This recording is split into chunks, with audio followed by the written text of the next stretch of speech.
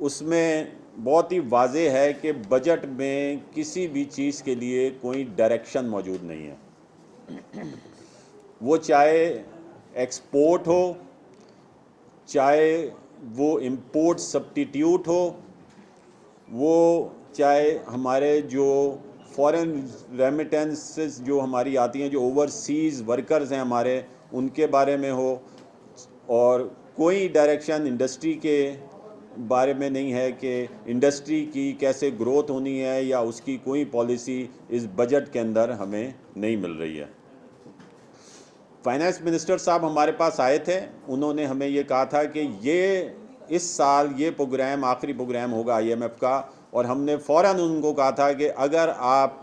ये आखिरी प्रोग्राम बनाना चाहते हैं तो आप हमें अपनी एक्सपोर्ट बढ़ानी होगी, और हम मिल के गवर्नमेंट और एक्सपोर्टर मिल के हम अपनी एक्सपोर्ट बढ़ाएंगे। वाहिद हल यही है कि तभी जो है ये आईएमएफ का आखिरी प्रोग्राम हो सकता है और उसके चंगल से हमें इजाज़त मिल सकती है।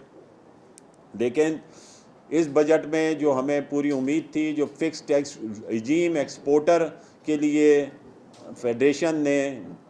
का मुतालबा था, और पूरे एक्सपोर्टर जो एसोसिएशंस हैं, पूरे हमारे जो पाकिस्तान के एक्सपोर्टर हैं, कि फ़िक्स टैक्स रजीम में उसको दोबारा लाया जाए। हालांकि अभी 1% जो है वो भर रहे थे, जो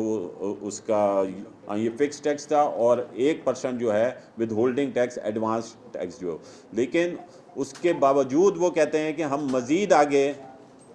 और टैक्स देने के लिए तैयार हैं, लेकिन इसको फिक्स किया जाए, इन्फोर्समेंट ना की जाए, हमें एफबीआर से हमें डील नहीं करनी है।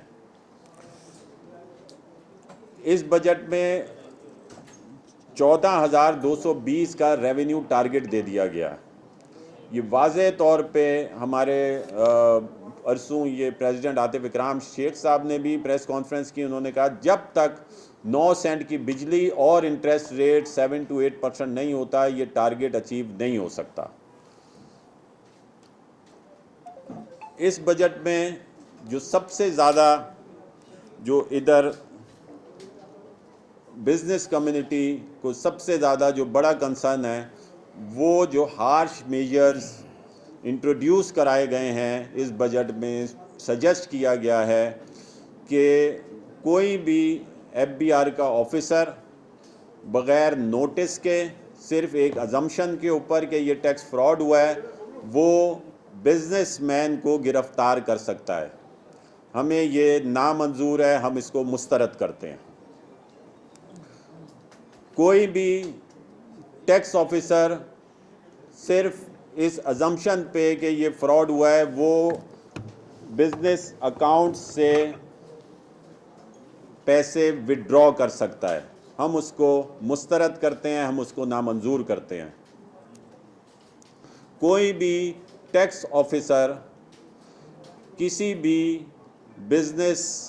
एंटिटी में, किसी भी बिजनेस यूनिट में वो आ सकता है, और बग़ैर नोटिस के वो उसका तमाम रिकॉर्ड ले जा सकता है और उस जगह को सील कर सकता है। हम इसको मुस्तरद करते हैं और नामंजूर करते हैं। हमें गवर्नमेंट की पॉलिसी समझने से बालातर है। पहले भी मैंने कहा था कि एक तरफ फेसलेस कस्टम में लाना चाहते हैं, और आईआर में वो ज़्यादा से ज़्यादा ह्यूमन इंटरेक्शन चाहते हैं। फेसलेस जो है, कस्टम के ऑफिसर मेरे ख़्याल में उनको बहुत ही उन्होंने ईमानदार ऑफिसर तैनात किए हुए हैं, या उनके ऊपर इतना एतबार नहीं है उनको कि कस्टम ऑफिसर के ऊपर कि वो कहते हैं फेसलेस हो जाए। और आईआर के अंदर उन्होंने बहुत ही ईमानदार ऑफिसर तैनात किए हुए हैं, वो कहते हैं कि बेशक इंट्रैक्शन हो, करप्शन का कोई ख़तरा नहीं है उनको, और वो करप्शन नहीं होगी। उनको नई गाड़ियाँ भी, और उनको मज़ीद जो है उनको फैसिलिटेट कर रहे हैं, उनको गाड़ियाँ भी दे रहे हैं, और उनको मज़ीद फैसिलिटेशन भी दे रहे हैं। तो ये बात बिल्कुल बिज़नेस कम्युनिटी को ये बात समझ नहीं आ रही कि हमारी पॉलिसी क्या है हमारी गवर्नमेंट की। हमारे फील्ड मार्शल आसिम मुनीर साहब जब आए थे इधर, उन्होंने हमें ख़ास तौर पे ये कहा था कि फ़ॉरेन इन्वेस्टमेंट जो है वो मैं इधर जो वहाँ पर ख़ास तौर पे दुबई का जिक्र किया था कि वहाँ पर जो सारी इन्वेस्टमेंट पाकिस्तानियों की है वो इधर से वापस लाएं, और हमने उनके विजन के साथ बिल्कुल साथ खड़े थे और हमने कहा था हम इधर बिज़नेस को और इकोनॉमिक एक्टिविटीज़ को ग्रोथ करते हुए हम इस तरह करेंगे कि वो इन्वेस्टमेंट इधर लेकर आएंगे। लेकिन हमारी कोशिशों पे पानी फेर दिया गया और उनके विजन के बरखिलाफ़ इस तरह के मेजर लिए गए कि जो बाहर क्या ले जाते थे, अब मज़ीद जो लोकल इन्वेस्टमेंट है वो मज़ीद जो है हमें ख़तरा है कि मज़ीद वो बाहर इन्वेस्ट हो जाएगी और बाहर मुल्कों में चली जाएगी, क्योंकि इस माहौल में कोई बिजनेसमैन सबसे पहले हर एक की इज्जत होती है। अगर किसी को ये ख़तरा हो कि सुबह उठ के मैं गिरफ़्तार कर लिया जाऊंगा, सुबह उठ के मेरे कारोबार को सील कर दिया जाएगा, या मैं जब अपने कारोबार में आज जाऊंगा तो उसके ऊपर रेड हो जाएगी, कोई भी कारोबार नहीं करेगा, तमाम कारोबार बंद हो जाएगा। इसमें बहुत सारी चीज़ें जो हम समझते थे, क्योंकि हमेशा ट्रेड डेफिसिट जो पूरा करता है वो हमारे ओवरसीज़ वर्कर पूरा करते हैं। हमारा ये ख्याल था कि इसमें जो है वो उसको कोई ना कोई ऐसे इंसेंटिव देंगे कि उसकी वजह से कि उसको मज़ीद जो वो 20-30% जो इधर पेमेंट नहीं आती है वो इधर आएगी, और उसमें लेकिन इस बजट में उसका भी कोई जिक्र नहीं। EFS का हमारा मुतालबा था कि EFS जो है उसमें जो लोकल मैन्युफैक्चरर है, लोकल मैन्युफैक्चरर जो सप्लाई करता है EFS रजिस्टर्ड पर्सन को, उस पर सेल टैक्स हटा दिया जाए। उन्होंने मज़ीद उसको ऑपोजिट कर दिया कि अब EFS वाला जो अगर इंपोर्ट भी करेगा कॉटन यान तो उसके ऊपर भी सेल टैक्स लगा दिया गया। इससे तो ये होगा कि अब जो फैब्रिक जो आएगा वो मज़ीद आना शुरू हो जाएगा, और जो कॉटन यान है वो शायद वो नहीं आए तो अब लोग फैब्रिक इंपोर्ट करना शुरू कर देंगे। हम तो ये कहते हैं कि लोकल मैन्युफैक्चरर से हटाएं ताकि इधर की इंडस्ट्री चले। कोई भी चीज़ फेडरेशन का ये विजन है और उसका ये जो देखने का जाविया है कि अगर कोई चीज़ मिसयूज़ हो रही है तो उसके ऊपर टैक्स लगा के या उसको बंद करके उसका हल ना तलाश किया जाए,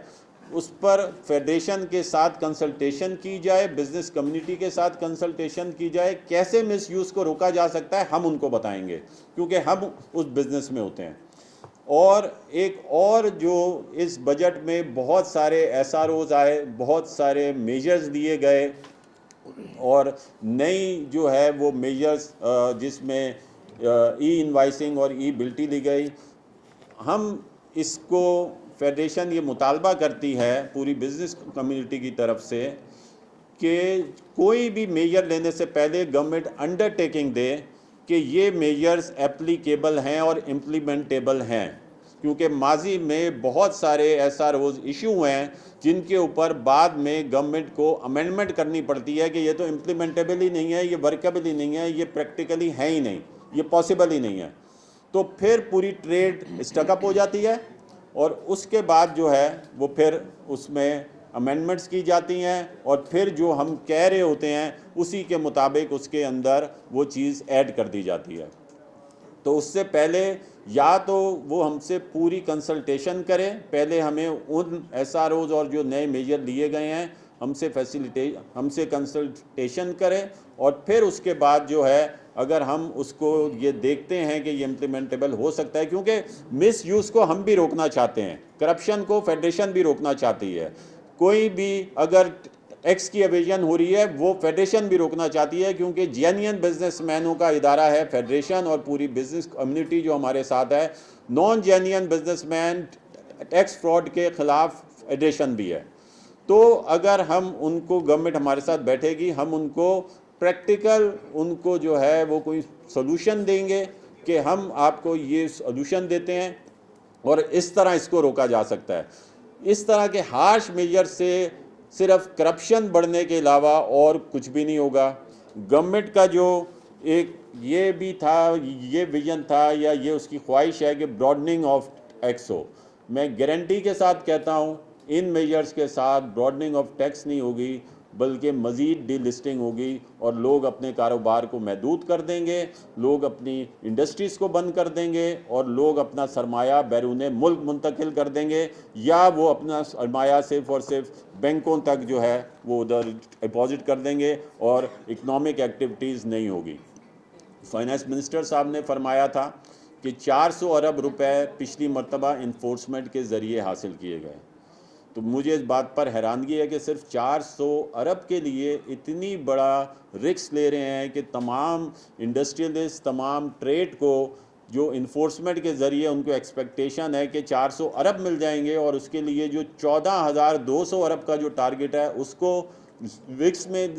लगा रहे हैं कि वो नहीं उनको अचीव हो सकेगा। मैं नहीं समझता कि इतने हार्श मेजर्स के साथ कोई भी इकनॉमिक एक्टिविटीज़ बढ़ेगी या कोई भी इकनॉमिक एक्टिविटीज़ फ़रोग पाएगी कि उनको ये टैक्स मिल सके। दूसरा, लॉन्ग टर्म पॉलिसी जो है वो उसका शदीद फुकदान है। हर बजट के अंदर टोटल पॉलिसी को चेंज कर दिया जाता है। टोटली जिस डायरेक्शन पे जा रहे होते हैं, हमारा ये मुतालबा है कि बजट जो है वो एक policy, trade policy, industrial policy, export policy, import substitute policy बना दी जाए और बजट के अंदर सिर्फ 20 to 30% जो चेंजेस उसकी बेहतरी के लिए लाते हैं सिर्फ वो लाई जाएं। हर बजट में सरप्राइजेज ना दिए जाएं, क्योंकि कोई भी इंडस्ट्री एक साल के लिए नहीं फिजिबल, उसकी फिजिबिलिटी बनती, हर इंडस्ट्री की 100 साल के लिए फिजिबिलिटी बनती है और वो फिर ही ये मुमकिन है। आखिरी में एक लाइटर नोट के साथ मैं ख़त्म करूँगा। जो हमेशा मैं कहता हूँ कि ब्रॉडनिंग ऑफ टैक्स गवर्नमेंट चाहती है, लेकिन मैं हमेशा कहता हूँ अगर आपने अपने दूसरे, एक माँ ने अगर अपने दूसरे बेटे का अच्छा रिश्ता लेना है तो उसको पहले वाली बहू के साथ अच्छा सलूक करना पड़ेगा, वरना उसको दूसरे बेटे का रिश्ता नहीं मिलेगा। ब्रॉडनिंग ऑफ टैक्स चाहती है गवर्नमेंट तो पहले से जो टैक्स पेयर हैं उनके साथ अच्छा सलूक करें, वरना दूसरे जो है वो उसके अंदर नहीं आएंगे। बहुत बहुत शुक्रिया। सर